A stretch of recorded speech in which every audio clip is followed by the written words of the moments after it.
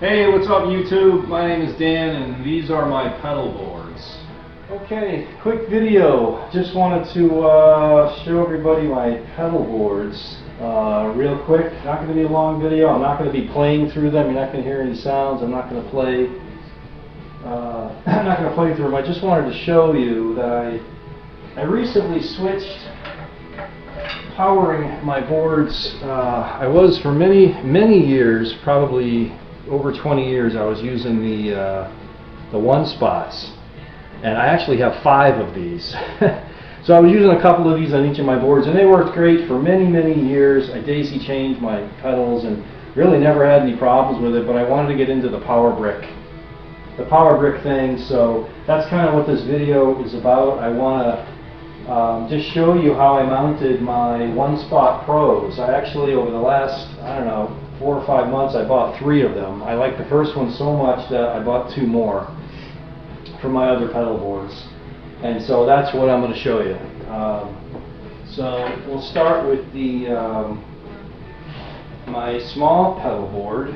I've got them all. I'm such a geek. I have them all labeled for you so you can see. This is a little on-stage GPB 2000 mini pedal board, and this guy is really cool.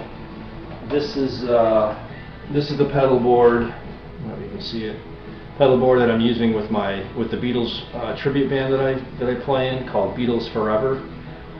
If you go out to BeatlesForeverBand.com, I think it takes you to our Facebook page. We're out of the Hartford, Connecticut area. Anyway, so I wanted to make a small pedal board and kind of downsize a little bit, and put the pedals on here that I would use for playing all the Beatles tunes that we play. We do everything from the early 60s to the late 60s Beatles stuff. So that's what this pedal board was for. And it's a great little pedal board. And if you notice, it does have an angle on it. It is angled, which allows me to mount the 1Spot CS6 underneath. And it mounts beautifully. It really was absolutely perfect. Powers up all my pedals. It's worked flawlessly for me, and you know, it's a very low profile. It doesn't come close to hitting the ground, you know, because this little pedal board's got these feet on it which lift it up off the ground. So this is just awesome. Having a little mini pedal board like this is great. I only got this about a year ago, and I was powering it with the little 1Spots. And it worked great. It worked fine, but this is just so much better. This is great for rehearsal. This is great for small gigs, you know, small taverns, restaurants, clubs, or anywhere where I don't have a lot of space on the ground.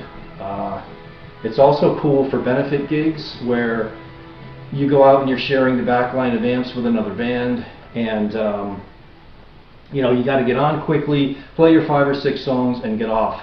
So I can come in with my guitar, a couple of cables, and this thing, put it on the ground, plug in, and I'm good to go. It takes me less than 5 minutes to set up, less than 5 minutes to tear down. So having a little board is cool. You can see I have the Polytune. I think this is the 3, the new, yeah, the 3, which has the buffer in it, which is very cool. I've got, as you'll see, I've got 2 Polytune 2s on my other boards. This one is the Polytune 3, which has the buffer in it. This is a little compressor, the Wampler Ego. Don't tell my other 2 compressors. All of my compressors are great as far as I'm concerned, but this is my favorite. It's my favorite one. The Mosaic gives me the awesome 12-string guitar effect sounds that I need for the Beatle band. I don't have to lug around a 12-string guitar. I did a demo on this on YouTube. So go ahead and check out my demo on the Mosaic. It was quite lengthy. This is a new pedal for me, fairly new. This is the Spark Booster, Spark Booster by TC Electronics. Great transparent little boost pedal, love it. Little mini Ibanez tube screamer. This is for my, I use this as a lead booster when I have other overdrive pedals already on. Great little pedal. This is the Black Tea from Tone City. I'm actually going to do a demo on this pedal soon because I'm blown away by this pedal. I can't believe how good this pedal is. It's supposed to emulate sort of a Vox AC30 amplifier. It just sounds absolutely fantastic, and you get it in this little tiny package, so it's a killer little pedal. An analog Ibanez mini chorus sounds great, nice and chewy. And then we have the TC Electronic Flashback, which is a staple on a lot of people's boards. This is the Flashback Mini. I think I got it set to the analog. There's an analog patch, analog setting, that's what I got it set to. So that's the little mini board, powered by the CS6. Everything works great. I have no issues with anything. Before the pedal even arrived, like I said, here I am. I'm such a geek. I wrote down, let me sit down here on the stool. I went online and I got all of the current draws for all of my pedals. So I knew exactly what each pedal was going to be consuming. And so I made some diagrams here for all three of the pedal boards. I've got pictures, and I wrote down all of the milliamps that the pedals are drawing, so that I would know, I would make sure that the power that I'm sending out to the pedals, especially the ones that I daisy chained, was going to be enough, was going to be appropriate. So that was cool. It was cool to take the time to do that. It really gave me a ton of confidence in knowing that everything I was hooking up, daisy chaining together, and what have you, that everything was going to work, and everything has worked flawlessly for me. So yeah, good idea to do that. I don't know, maybe it's overkill, but for me, I'm really glad I did this. You can go online and find out what the current draw is for all of your pedals. Just jot it down, and then make sure when you're daisy chaining your pedals together, when you total up all of the milliamps that let's say 2 pedals or 3 pedals that you're daisy chaining together, make sure that they don't go over the power that's being sent out from that channel or from that jack on the power brick, on the power supply. As long as you're under, you should be good. So yeah, I did that for all the boards. The next board is my Pedaltrain Nova 18. This is the newest board that I got, and this guy, you can see it here, kind of, sort of. I'll go through the pedals in a minute. But I was so impressed with the Truetone CS6 that I mounted. I went out and got the Truetone CS7 for this pedal board, and they have excellent instructions. There's a couple of YouTube videos, I think, that show you how to mount it. Couldn't have been easier, and it is neat. It's clean. There's plenty of power. This little CS7, it powers all of these pedals, everything, no problem, absolutely flawlessly. And let me see if I can put this down. This board's a little bit heavier. Okay, so what do we have for pedals on here? I'm going to try to go through the signal path as the guitar comes in. So I come into my tuner, out of the tuner into my compressor. Out of the compressor, right now it's going into the phaser. I need a different cable. I'm going to be going from the compressor to the POG and then to the phaser. But right now it's going tuner, compressor, phaser, into the POG, into the Vibe machine. So all these 3 modulation pedals are before my overdrive. That's the way that I prefer them. I know a lot of people put these after dirt, but I like phasing, octaver, and Vibe before overdrive. So SP compressor, everybody knows about this. Fantastic compressor. It's on a lot of people. A lot of guys are using the compressor. It's just fantastic. Very transparent. There's a guy out on Music Bliss. Check out the Music Bliss YouTube video for a comparison of the SP compressor, and I think it's the wampler. I think he does the wampler mini, and so he does a fantastic job demoing the pedal. It's just a great little compressor. The Phase 90 Awesome, awesome phaser. I have the orange one on the other board that you'll see in a minute. The cool thing about this one, outside of the graphics, is it's got this little push knob here, so you can put it in the script mode, which is where I normally run it. It gives you that kind of that old school Van Halen kind of phasing effect. I think it just sounds more natural with the script button pushed in. The Vibe machine, I think this company is from Czechoslovakia. God, it's been years since I bought this pedal. This is not a cheap pedal. I think this was over 300 bucks. To get it shipped here was more. Awesome Vibe pedal. I wanted a Univibe pedal, a Vibe pedal, a Rado pedal that was in a small package. And at the time when I bought this, maybe 5 years ago, something like that, it was the only one that I saw that sounded really, really good. Watching the videos that I was watching, that was in a small package. It's really chewy. It's very three-dimensional. It's got a really thick sound. This is a fantastic Vibe. So out of the Vibe, I go into my EP booster. And yeah, I like my EP booster before my dirt. Again, a lot of people put it after. I like it before. That's just me. Out of the EP booster into the Boss SD1 overdrive, which I don't use this ever as a standalone overdrive. This is always, for me, this is my lead booster. I have 3 of these pedals. This is my favorite all-time lead booster pedal. If I already have dirt in my signal, a little bit of dirt, a medium amount of dirt, low gain, mid gain, if I already have some dirt in my signal, whether it's from my pedals or from one of my amps, the Boss Super Overdrive to me is just the best lead booster pedal that I've ever used. I've got 3 of them. This is the one on my other board. I'll show you in a minute. Was the first overdrive, the first pedal of any kind that I actually bought. I bought it brand new in 1982.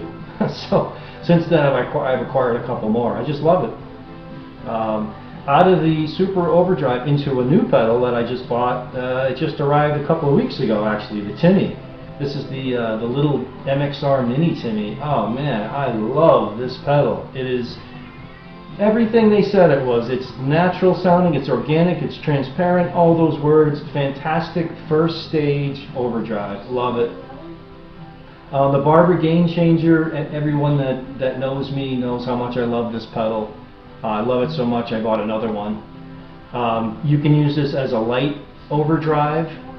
Not quite as transparent as the Timmy, but extremely transparent. I use it as a light overdrive. You can also flip the switch and you'll get into medium gain, borderline high gain, but I like it as a low gain overdrive. Love this pedal. And then into the Dude, again, one of my all-time favorite pedals. This pedal is just unbelievable. I think it's supposed to emulate a Dumble amplifier. Robin Ford, I think Eric Johnson, possibly, maybe Stevie Ray Vaughan, maybe Joe Bonamassa. I don't know, I've never used a Dumble amp, but this thing just sounds fat and full, and yet it retains its edge. It retains a tight low end. So it is just a fantastic pedal for leads, for crunch rhythm, for fat, it's just, yeah, I love the Dude. I love this pedal. It's a fantastic pedal. J-Rocket makes killer stuff. Very impressed. And then we go to the Shure Eclipse pedal. This is what I use for high gain. I have a lot of high gain distortion pedals. I constantly take my pedals, both the ones that are on my boards and all the other ones I have, my Proco Rat, my radial tone bone pedals, MI Audio Crunchbot. I have a lot of other high gain pedals, and every once in a while I take them out and I compare them to the Eclipse. What I love about this pedal is it really adds 2 channels, 2 drive channels to your amplifier. It really does. It's very amp-like. It feels amp-like. It sounds amp-like.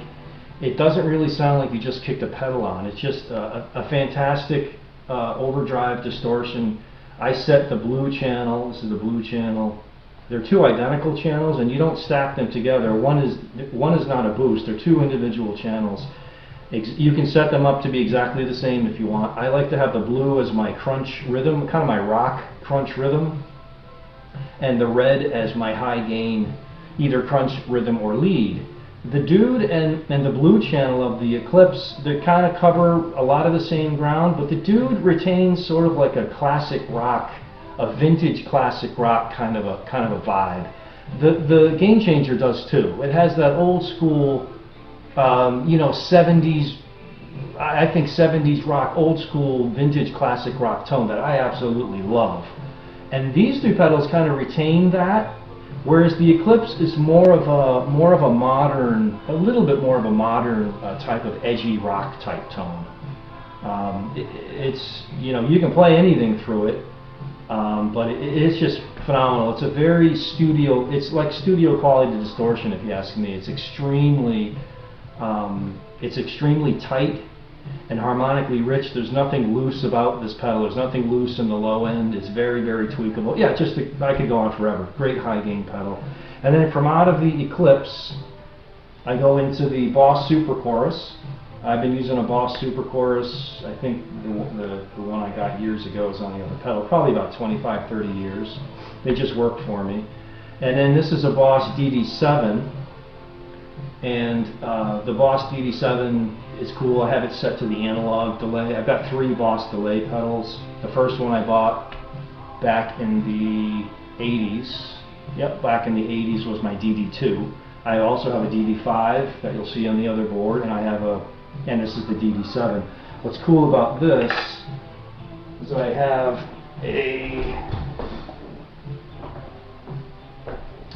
this is a Boss FS5U, so I plug that into here, and so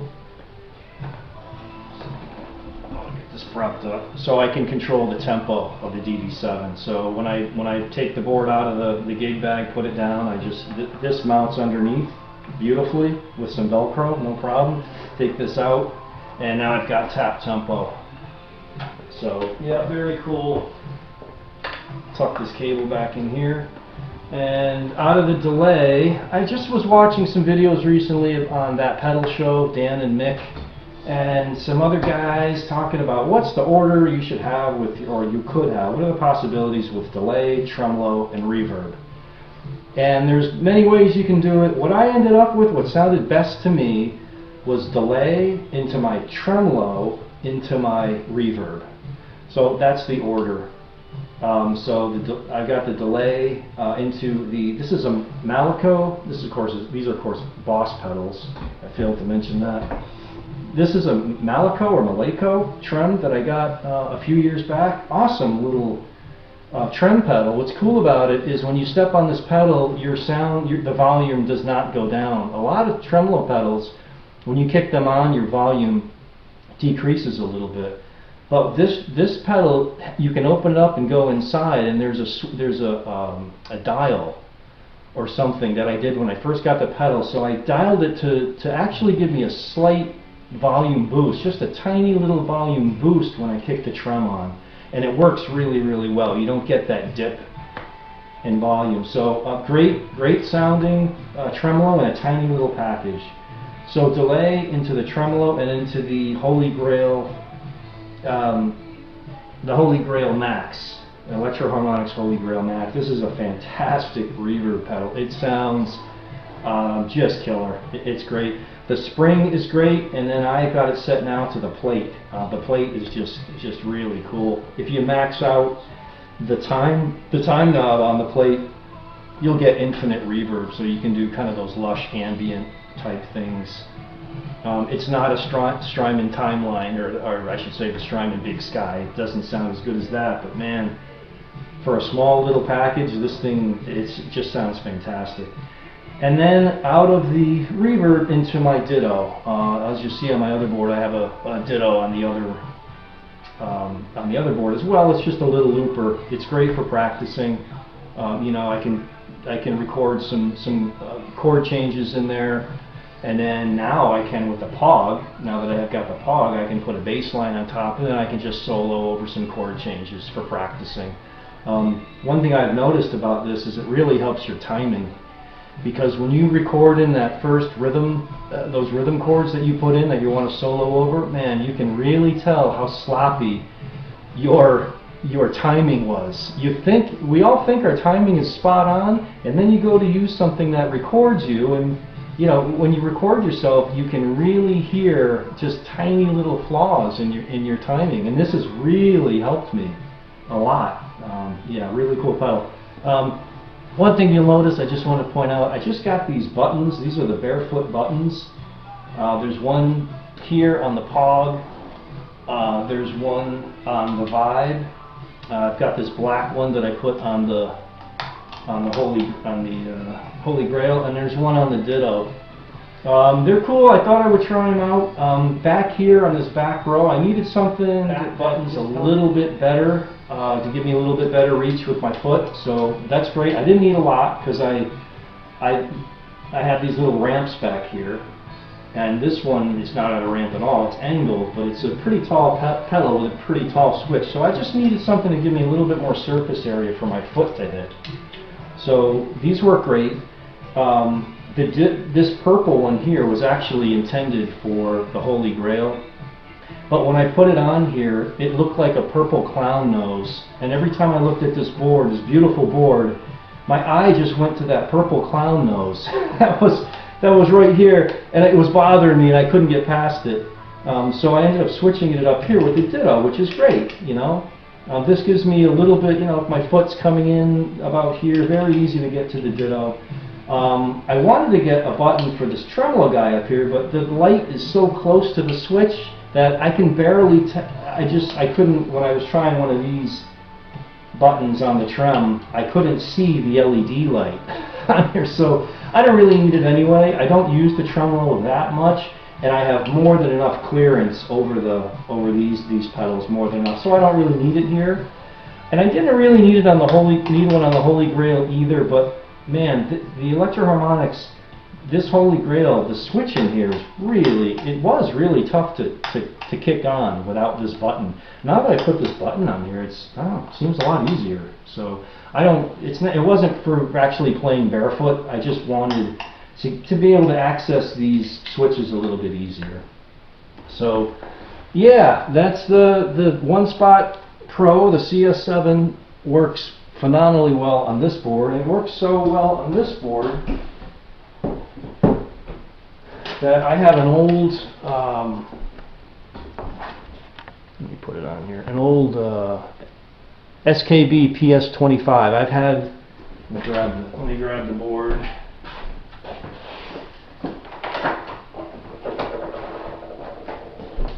Yeah, this guy right here.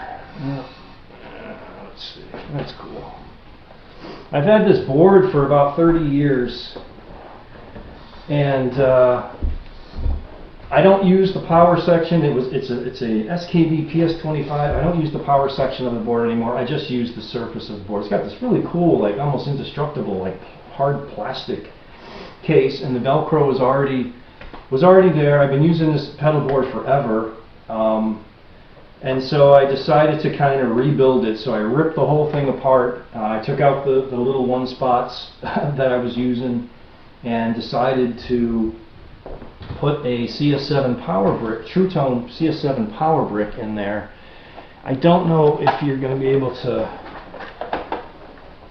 see where it is. It's obviously not mounted underneath because there's no way to mount anything underneath. Yeah, I don't know how the lighting is, but anyway, it's under there. It's under the ramps that I have. Yep, I'll put this down. It's right under here, and it's mounted sideways. So the CS7 works flawlessly for this pedal board as well. No issues whatsoever. And again, I made sure that I documented the current draw for all the pedals, so I knew that I wasn't going to be having any issues with the current, and it just works great. And so let me see here. So we go through the pedal chain. Yeah. So this pedal board has a noise suppressor on it, and for many years I always used a noise suppressor. Yeah, I just like it when I'm using high gain distortion pedals. It's just cool to have a noise suppressor. I kind of got used to how to use them, you know, so you don't get that, your sustain doesn't kind of just clip off when you're kind of hanging on a note. I know how to set the NS2. I love the NS2. I've got two of them. I've been using it for years. So I'll show you the signal path. So my guitar comes into the input of the NS2, and then within the loop, the noise loop, noise gate loop, noise suppressor loop of the pedal, out of the send into my tuner, out of the tuner into my Polytune, this is a Polytune 2 tuner, then into my Barber tone press compressor. Great compressor. It keeps your tone really, really full and fat. Out of the compressor into the MXR Phase 90. Out of the Phase 90 into my flanger. I'm actually trying it before distortion for the first time. I usually put this after distortion, but been watching a lot of videos online. A lot of guys are putting it before their dirt. I tried it and it sounds good. It actually sounds good both ways. So in the noise loop of the noise suppressor, I've got the tuner, the tone press, the Phase 90, the flanger, and then out of the flanger, I'm going into my exotic RC booster, clean boost. Great clean boost pedal. Very much, to me, it's very much like the TC Electronic Spark booster, except you've got other options. You've got additional flexibility here. You can add in some gain if you want, and you've got a 2-band EQ, one EQ for the treble, one for the bass. So this is a superb clean boost pedal. Out of the RC booster into the Boss Super Overdrive, and this is the first pedal that I ever bought. This is, I believe, I got this. I think I was a sophomore in high school. I was playing in the high school jazz band, and we were doing a piece. I think it was in the key of D minor. It was a Latin jazz piece that we were doing, and I had a guitar solo in the middle of the song. So the director said, you know, you need something to get your sound out there. I was using a Fender Super Reverb amplifier, but I needed something to get my sound out there, kind of over the horns and over the band. So that's when I looked into I got a Boss catalog, and I was looking through, and I decided to try this pedal out. This is the exact pedal. This is, I believe this is a 1982 Boss Super Overdrive pedal, the first pedal that I ever bought, first one I ever purchased myself. Just a great lead booster, had it ever since. I've got two more. I like the pedal so much. I don't use this as a standalone overdrive. Again, I just use it as a lead booster. And then I go into my standalone gains here. And we've got the awesome J-Rocket Blue Note. I'm using this as my first stage overdrive. Just a fantastic light, very transparent, just an awesome light overdrive pedal. J-Rocket, again, I haven't tried anything from them that I haven't liked. And out of there I go into my gain changer. This is the other gain changer. I like the first one so much I went out and bought another one. So that's the gain changer. I'm using this as my second stage overdrive. So lead booster, a very transparent light overdrive, and then kind of a light bordering on medium gain crunch with the gain changer. And then I go into an XTS Winford drive, this pedal here. This is a great lead pedal. I don't use this much for rhythm, but what this is to me, it's a more refined Proco Rat. I have a Proco Rat, and when I first got this pedal about 6 months ago, I think, I compared it to the Proco Rat that I have. I have a vintage Proco Rat. I was really surprised how close they sounded. But this one's a little bit more refined. It's a little bit tighter in the low end. It's not quite as crazy as the Rat. It doesn't have that feeling like you're just about to lose control like you get with the Rat, which is pretty cool. Although it is in here. It's very similar to a Proco Rat. Really cool pedal. I use this for leads, a lot of Steely Dan lead lines. That 70s kind of Steely Dan lead tone kind of a thing. You know, although they had a ton of different tones, a ton of different guitar players, I know that. But you know, reeling in the ears type of lead tones. You know, that kind of that 70s sound where a Proco Rat works really well, and this pedal is awesome. And then I have the JHS AT pedal. as my high gain distortion. I also have an MI Audio Crunch Box. Sometimes I swap this out for the Crunch Box, depending on the day of the week. I like them both as high gain distortion pedals. And then we come out of the JHS at pedal, and we come back into the return on the noise suppressor. So that's the end of the dirt loops that are getting suppressed by the NS2. And then I come out of the output. Is that thing still recording? Yeah, it is. Okay, good. I come out of the output of the NS2, and now is where I have my pedals that I don't need to have in a noise loop. So I come out of the NS2, out of the output, into my Boss Super Chorus, into my Boss DD5 digital delay, into my Ditto, and that's it. That's all she wrote on that. I just wanted to mention on my middle board, the medium one that I showed you, I bought some of the ramps. What do they call these? Pedal boosters. I bought the pedal boosters for my Pedaltrain board that's angled, and these work great at lifting up your pedals so that you have easy access to them. So I bought these for that board, and then on this board, I don't know how good the light is. I don't know how good you can see, but you can see the ramps this way. You can see that second row of pedals. They're all ramped up, so I have easy, very, very easy clearance to get to those pedals on the back row. I don't like having to reach over pedals and hitting the pedals in the front row. So I went out to, and I'll put this in the description, but I went out to fixpedalboards.com and I bought the ramps. I don't know what they call them, lifters, boosters, ramps, whatever. And they're absolutely fantastic. They weigh nothing. They're light. They're really, really light, but they're really, really durable. Just measure out the distance that you need and go out to their website, and you can get them in all different sizes, different heights, different lengths. Yeah, I've got, let's see, this one is a 7-inch by 7-inch wide by 2 inches tall, I believe. So it clears the Truetone CS7 that I have mounted under here. It's perfect. They're all these are 2 inches high. This one is a little booster or lifter from fixpedalboards.com. It's a little one that only fits one pedal. I wanted to have some flexibility in case I wanted to shorten things up. So here's another 7-inch, 7 inches this way, 2 inches down. I think it's probably about 4 inches deep. But these are just fantastic little boosters that can get your pedals. They're light, they weigh nothing, so they're not going to add weight to your board, and they're going to get your pedals up off of the board so you can have easy access to them.